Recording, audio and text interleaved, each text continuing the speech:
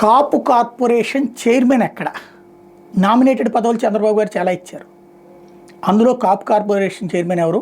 కొత్తపల్లి సుబ్బారాయుడు, మాజీ విద్యుత్ శాఖ మంత్రి. సరే, గతంలోను గెలిచిన సంఘటనలు ఉన్నాయి, ఓడిన సంఘటనలు ఉన్నాయి.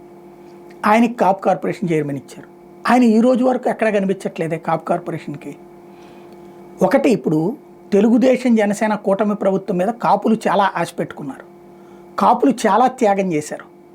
ఎమ్మెల్యే సీట్లలో త్యాగం చేశారు, మంత్రి పదవుల్లో త్యాగం చేశారు, ఎంపీల సీట్లలో త్యాగం చేశారు. పవన్ కళ్యాణ్ సెటిల్ అయితే చాలు అన్నటువంటి ఉద్దేశంతో వాళ్ళందరూ నిశ్శబ్దం అయిపోయారు.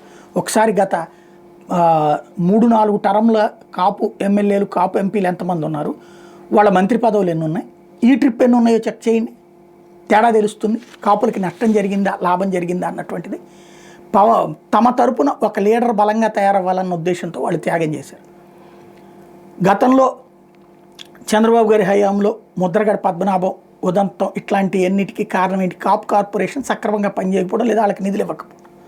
ఇప్పుడు ఏడాదికి 2,000 కోట్ల రూపాయల దాకా కాపు కార్పొరేషన్ ద్వారా లోన్స్ ఇస్తాము, కాపుల్ని ఆదుకుంటాం అని చెప్పారు. ఇస్తున్నారా? ఆ లెక్క పోని బయట పెట్టండి. అసలు చైర్మన్ ఎక్కడికి వెళ్ళాడో తెలియట్లేదే. ఎందుకని చైర్మన్ అంటే సుబ్బారాయుడు మంచి సబ్జెక్ట్ ఉన్నాడే, మాట్లాడగలడు కూడా. ఆయన ఎందుకు ఛార్జీ తీసుకున్నట్ట? కాపు కార్పొరేషన్ యాక్టివిటీలు ప్రతి ఊళ్ళల్లో కూడా పెట్టచ్చు కదా, ప్రతి జిల్లాలోనూ పెట్టచ్చు కదా.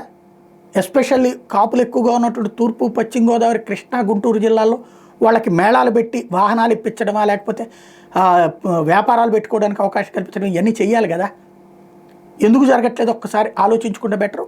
కాపులకి తగిన న్యాయం చేయాల్సిన అవసరం అయితే ఉంది.